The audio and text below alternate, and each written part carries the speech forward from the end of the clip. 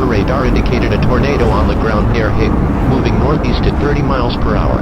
This tornadic thunderstorm will be near Hayden, Ashtown, Redfield, Green Lake. This is a very dangerous storm. For your protection, seek shelter in a strong building. The safest place to be during a tornado is in a basement. Get under a workbench or other piece of sturdy furniture.